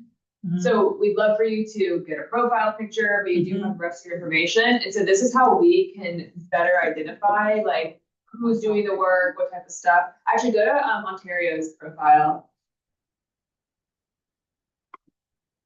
So great photo, and the owner of the Carter's Fresh Harvest, the type of work that he does. And so obviously he's here in person, so but if we did it, then this would give us a lot of information that we can message him and say, hey, we can do mini grants. I think you'd be a great applicant for it, or we'd love to learn more about you. So this is the platform, and this is when we say the platform is what we're talking about. Okay. As a working group member, can you click on somebody again? Click on Hood Garden. So could we also use these colored boxes at the bottom to reach out to folks and I'll show you how. Savannah, do you know how to do that? You go exit, so close out of that. So go to filter. Okay. And so you can filter by sector. Awesome. And then you can filter by asset. You can filter by type of organization. Very cool. Okay, awesome. So just for reference, guys, I ended up looking up so the application, so our next working group meeting is July 24th. And that means after that meeting, they will have whoever comes to present or interact with us on this stuff will have 7 or 8 days to put in their application. So I feel like that's enough time for them to, partner or adjust their application or whatever. I just wasn't sure in terms of inviting people, hey, what were we supposed to say? I thought that might be helpful to include that, from there, they'll have a week to get their application together and to submit. I think maybe, having something. I don't feel like the applications are super heavy. No. To the point where it's gonna be, A barrier. Yeah. I don't think so. But I like what you're saying. It's 30 minutes. Or just someone watching at 1.5 speed. Okay. Because I spent a good amount of time walking through the application, talking about what it is, and talking Valerie, about. did you watch it? Yeah, Okay. I did. What do you think? Yeah, no, it was great. And not only did I do that, but I was catching up on your working meetings. Oh, very good. Yeah. See, that's good. It's just I'm very, very new to the networking part of it. And so it's okay. There's 6 different things at one time. It is a lot. And I just want to make sure that there's transparency. And you're seeing our underwear at this point, because we're also at the same time as you're attending these meetings, we're also building what our group is about. So you're getting the inner workings of what we're actually doing. So Yeah, which is she can vouch for. Hopefully. Yes. Okay, so what's for next Yes, meeting? for next meeting, you should have already invited them. Don't invite them at the next meeting. You should have already invited them to the Yeah. meeting. Right. And if you tell, the earlier you tell people, the quicker they can mark it on their calendar. It's a month out right now. I think, I don't know if you guys want to assign, you want to brainstorm, people you want to invite, we have about 15 minutes. So Maybe we could just write down if, let's say we had the same person in mind or something.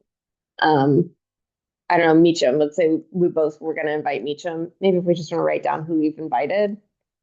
Or we can do double invites, whatever. We should. No. I can Oh. do Hannah. Can we use Yeah. a filter? Can we use that filtering system? But you're inviting applicants, right? Yeah. So shouldn't they have an application? No, that's what I was in? saying originally, is I was thinking And that then it would have we're already going to applied. invite them to apply, basically. Right, So if- exactly. They don't have to come to a meeting, but we'd draw their attention to it and say, hey, we think you may be interested in this, and it'd be great if you came to our meeting to talk about it. So You like, don't have to. like Ontario's applied already, but let's say next, obviously we are gonna invite him to come to the next meeting. Let's say that there's things that we discussed today that would make his application stronger. Mhm. That's an opportunity for all of us and him to like workshop that together and make his application stronger so that we get a better result on the grant and he, that type of thing. So you don't have to have applied, but it does help if you have like your programming in mind and budget and things like that. Sorry, never mind. I was just curious as far as how much time each of them will have. It depends on how many people show up. Yeah, I'm just, Yeah, I'm maybe thinking we'll- about how we're communicating it out to people, So you how- know, like, Tell him 10 minutes. yeah. I was just gonna say, let's give them 10 minutes as a baseline for the whole thing, so that they want to present pretty quickly so that we have more time to chat. So how do you know who to invite for newbies? So that's That's what we're gonna about to do. Only from your registration? Mhm. Yeah. I do have one more question, Savannah. Can the applications, like Ontario's already done his, can he go back into the app and edit it, or does he have to resubmit? Okay. And I think if it's a study, we can actually change, yeah, the thing that it makes you have to like log in, Have which an email, email. trying to make it so. Yeah. But I'm gonna tell you right now, I just looked and I don't see your application, No. so I don't know if maybe we meant to put mid button or something, sorry. Just so you know, like, I don't know where it is. We want to do a practice run, so we can see. That's what I said to him earlier. I was like, I think, and I like looked at these two and I was like, I think you can resubmit if there's other things, Put in a setting where it'll like email you your answers, so you can just copy and paste or fix it or whatever. But it's just we try to avoid making it where you have to log into Google, because then people, that happens and they like, then they just don't apply. Because Right. They click on it and they're like, all right, log in, I'll do it later. Uh-huh, okay, I can see that, Try yep. to make it really easy to get. There's a setting where you can get it sent to you, or you can like go in and change it. Yeah. But like Savannah said, it just kind of added requires. Okay. And like, I could send you like a copy of it, like if you asked for a copy of it, I could just email it to you. Yeah. So, if people are worried about that, I could. I was gonna see I have how no problem heavy doing that. I'm sorry, that word is my word today. The universe is just spinning heavy, so let's go there. What do we want to put on our filtration? Like, we want to put obviously production. Mhm. We want to put, what else?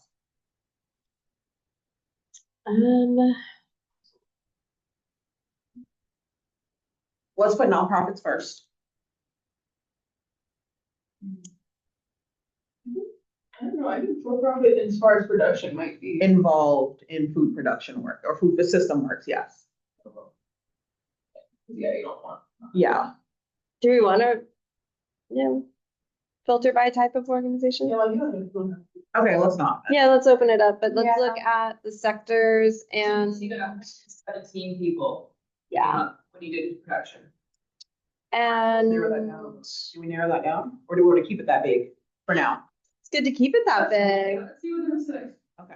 Yeah. And some of them are gonna be on this, right, like Bonnie is probably in with some, that's a bad example, but, Betsy is who I was thinking, yeah. Ask him if he's interested. Now, is there a way to mass reach out to these folks, or is it only by like maybe posting in the work production? Yeah, when Brandon does food access, I think that you just posting it on the page is the best way to do it. What I would maybe encourage you to do is identify who, and then you can tag them. Yeah. You know, like for something else. Okay. Yeah, that's a good idea. But in order to tag them, they have to be in the food production group, which sometimes is. Yeah. Can we like put a thing that says like at food production group? Can we tag the group? Ooh, I don't know. And at everyone type things. And everyone always drives me crazy. I'm not saying that at everyone. Yeah, no. But no, food production is a good idea. No, okay. But I'm sorry. I love it. No. You can do hashtags, but I don't really know. Hashtag HHFP. Well, and so if you want, so go to members here under food products. So these are the ones talking into this group. Yeah, that's a little smaller list. Yeah. Mm-hmm. Okay, so can we filter from these? All right, let's do that. Oh, well, so everybody here in theory, oh, that's not true. I guess they could be in it without being a producer. Yeah. Yeah. 54, I mean, there you go. Interesting. And like D and 813, like those are somewhat synonymous. Yeah, and I actually did message whoever that is. I think I want that to be a person. What? How you have like My 813 needs to be a person, yeah. The only reason, I'll talk to you about why I Okay. have it that way. in a But second. even if it's like Tina doesn't have a profile. Right, because Mel is in there as 813. Right. Mm. So, you yeah. have to do Mel and you and then 8-3. Yeah. It should be an individual, but yeah. Okay. We can talk about it.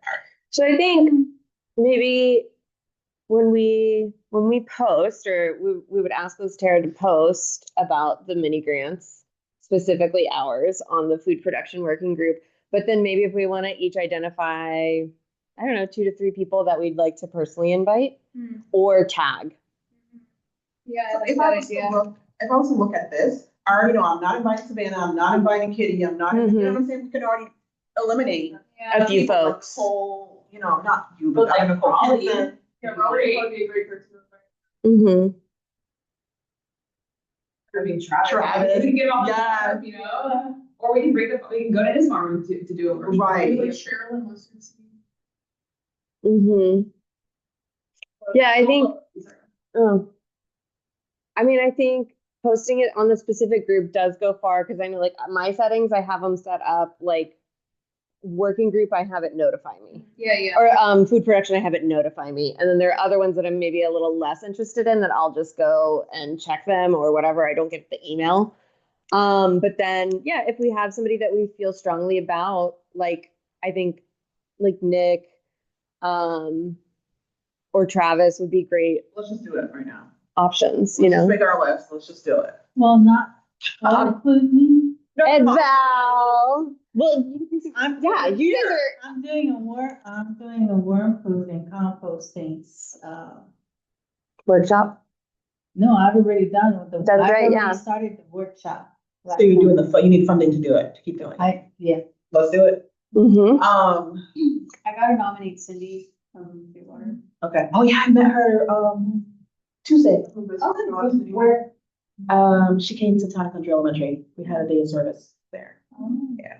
And like, we don't have to, right, and we're getting close to our time here, it's like, we don't have to, I don't know, like. Do we have to have a list? We don't, which is kind of something to kind of round out the thing is, you know, right, say who you want to reach out to.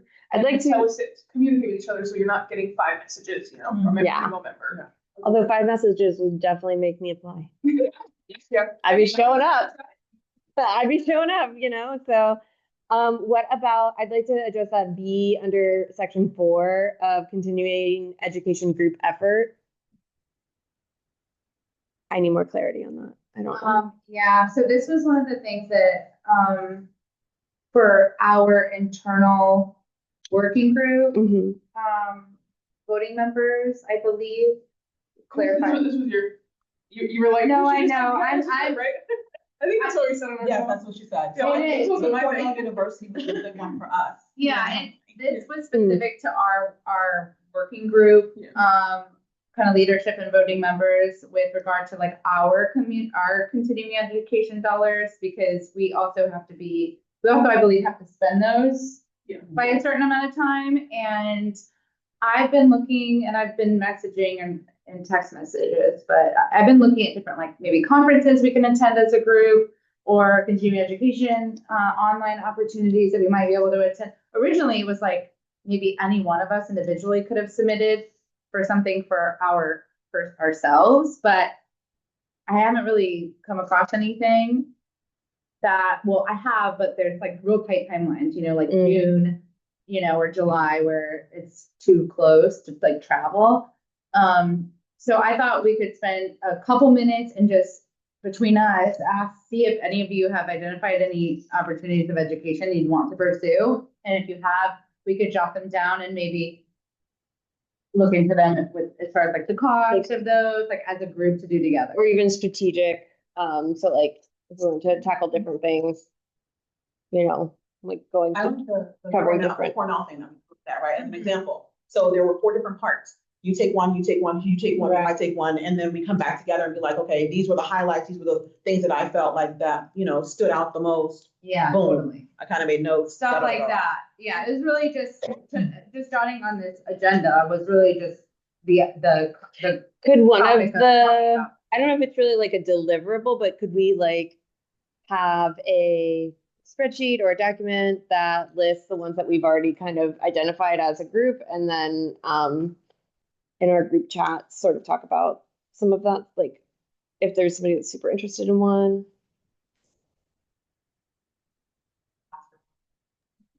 I had asked her in the beginning to take some notes, and so she's already got a document. I think that would be a good place to. Hey, Liz, if you haven't already, scroll through the food production platform, like that group, because I posted stuff even like last year and stuff. Yeah, I was gonna ask you, there was one in, I want to say it's happening in like November, but sign up is now. I think it's a conference, and I remember you posting, and I can't find it anywhere, but posting about maybe it was in Indianapolis or somewhere else, but I think someone from Homegrown Hillsborough participated last time in it. On the platform, I think you posted it might be it. the working group chair, but okay, yeah.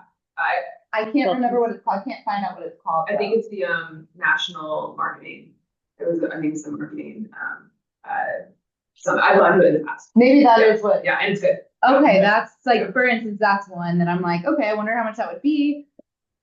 If any of us are interested in going there, like, that's kind of what those education dollars do. In addition to stuff like Cornell or whatever, like, are there any conferences or? I have like a broad list that I haven't narrowed down very much yet. So I think we can talk it out next. There are 2 coming up really soon that might be of interest, and they're also local. The University of Florida is putting on Summer Bee College at Seminole Campus, St. Petersburg, Seminole College campus. And that's August 22nd and 23rd, I believe. And then the other one is another event in conjunction with UF, but it's the citrus growers and specialty crop, which I found the specialty crop stuff was very interesting. I've gone in the past, but they had a number of different things from weed pathology and looking at field trials of, natural solutions for managing weeds. And it's like things that producers are going to face, but also just talking with the researchers and hearing about their studies and things was interesting to me. And I think both of those are pretty manageable as far as cost too, especially being local. So just throw those out there if anyone's interested. if we could have like a document so I know that there's some like in text, in our group text, there's some on the platform. It would just be kind of nice if we had something for the 4 of us, 5 of us. Opportunities if you go in the handbook, especially production sectors. Okay. There's the digital version, or you have the hard copy, but the digital one has links. Yeah, I think just getting that conversation a little bit more structured would help me at least, because it's just in a bunch of places. And like I said, it's a broad list. Like I see stuff, I'm like, ooh, that looks good, but I need to like get that list a little bit more narrowed down. And it would be kind of cool to like, especially if we could strategically like, oh, we both want to do 2 of them or whatever. We each take one or something would be kind of neat. We are at about our time here, so we need to do our little meeting evaluation before we wrap up officially. So a reminder, this is our meeting evaluation for our voting members. We'll just kind of go around if you guys can like just say 1 through 5.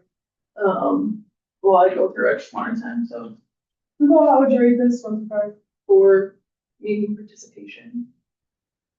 5. B. 5. Kenny. He's muted. Kenny. Sorry, unmute. 5. Okay, Sarah. All right, and to what did we accomplish? Did we achieve things, Nicole? Yeah, 5. Yeah. Yeah, 5. Kenny? 5. Great. Sarah? I think guys, it's feeling pretty good. Were people focused and mindful, Nicole? 5. Yes, I'm sorry, 5. I'm making sure that we checked everything. Oh, yes, I think people were pretty focused and mindful. 5. Kenny? 5. Thank you. 5. And did we stick to our agenda and use our time wisely? 5. 4 from me, because I was like. Actually, 4. It's not rating you, it's the whole group. Okay. Yeah, it's not rating you. Taking that into account. Yeah. Yeah, I would agree like a 4. 5. Thanks, Dan. Okay. So I'm going to stop recording here. Which I know how to do. So it's just so much harder on the screen. Like, Yeah, you can't really see what you're doing. Yeah.